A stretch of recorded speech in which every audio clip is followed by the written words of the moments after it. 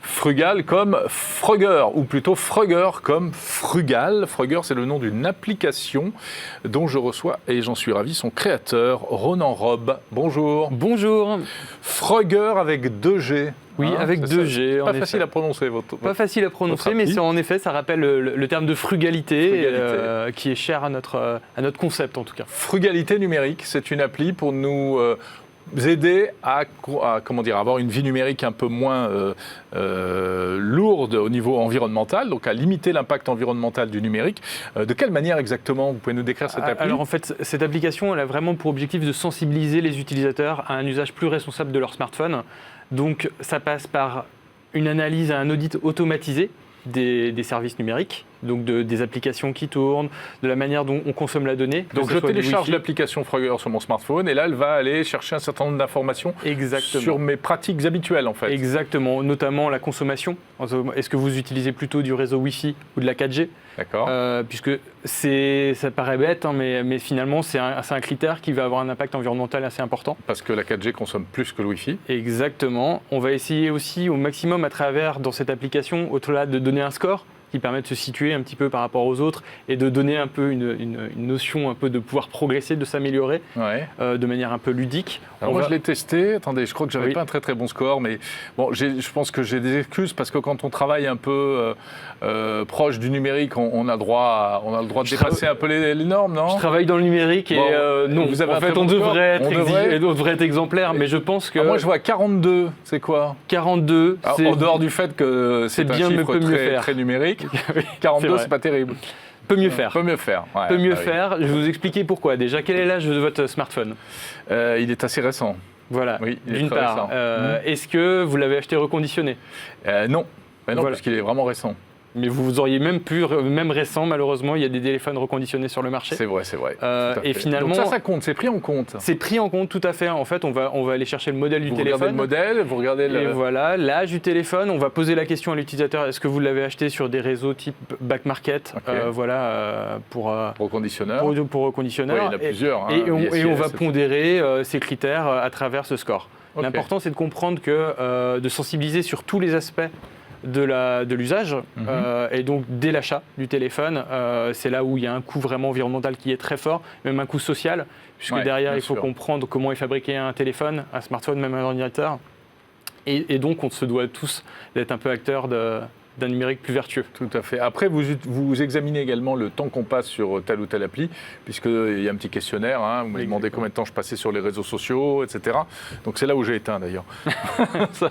Mais est-ce que tout cela est très,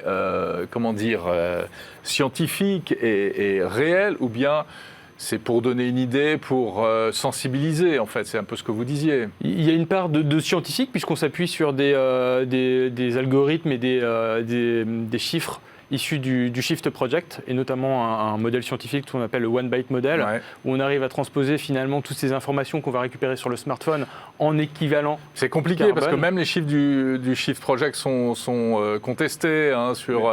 Tout à fait. Ils sont contestés, ils sont controversés, mais aujourd'hui c'est les seuls qui existent. C'est une et donc, plutôt que de rester dans l'ignorance, utilisons ce qui existe. Et demain, dans Frogger, mais je l'espère dans d'autres applications, on aura d'autres modèles scientifiques qui seront peut-être plus fiables, en tout cas moins controversés, et qu'on utilisera. Mais en proposant une application à télécharger, vous avez aussi votre poids environnemental. Exactement. Alors, on a eu un très bon commentaire d'un utilisateur sur les stores, parce que finalement, les stores, ce n'est qu'une vitrine aussi, les gens peuvent s'exprimer, contrairement à un site web. Et finalement, un utilisateur nous dit j'ai bien analysé l'application et je l'ai désinstallé. Eh bien, je dis j'ai réussi mon boulot. Parce qu'il a compris qu'en effet, il faut faire le ménage dans son smartphone. Il a dû lire et voir quelles étaient les actions que lui pouvait mener en tant qu'utilisateur. Alors justement, quels conseils vous donnez, par exemple, pour limiter l'impact environnemental ? Alors je vais vous citer par exemple de passer automatiquement au Wi-Fi dès que vous pouvez, vous en avez l'occasion. Je vais également vous conseiller, quand vous allez sur YouTube ou sur d'autres applications de streaming, d'essayer de choisir déjà des formats d'images et de beaucoup moins élevés. Enfin, quel est l'intérêt aujourd'hui d'avoir de la 4K sur un smartphone, à l'œil humain, vous avez des lunettes, j'ai des lunettes normalement, on ne voit pas la différence. Non. Et je pense que la personne qui voit le mieux au monde ne verrait pas la différence. Donc déjà, c'est essayer de privilégier ça. Ça va être également sur des applications de streaming, on est tous adeptes de Spotify, de Deezer, etc. Ça va être de télécharger ces playlists en amont, à domicile, avec le Wi-Fi, plutôt que les streamer, parce que si vous utilisez deux fois la même musique, vous écoutez 2 fois la même musique dans la journée, 2 fois de streaming et double impact. Et par contre, on ne peut pas télécharger les vidéos YouTube. Les vidéos YouTube, non. Sauf dans certains pays. Non. Et sauf avec des abonnements payants, je crois, avec YouTube Premium, etc. Tout à fait. Oui, tout à fait. D'accord. Non, mais c'est intéressant. Alors, ce qui est amusant, c'est qu'en plus, votre application, vous lui avez donné un look très vintage. Ce sont des designs de jeux vidéo des années 80. Exactement. On a eu un parti pris assez fort d'un point de vue graphique d'adopter des codes du rétro gaming, ce qu'on appelle.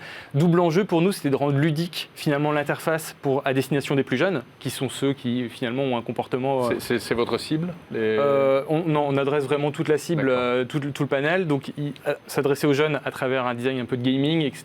Et s'adresser aussi aux générations un peu plus anciennes. Les quarantenaires, par exemple, voire plus, qui ont été adeptes de ces jeux un petit peu sous forme de pixels, très pixelisés, qu'on retrouve. Très bien, écoutez, très bonne initiative. Frogger, donc, à télécharger sur vos stores, sur iPhone et Android. iPhone et Android. Pour savoir combien vous consommez. Quel est votre score, en fait, en termes d'impact environnemental du numérique. Merci beaucoup, Ronan Rob. Merci beaucoup. Merci d'avoir été présent avec nous sur ce plateau.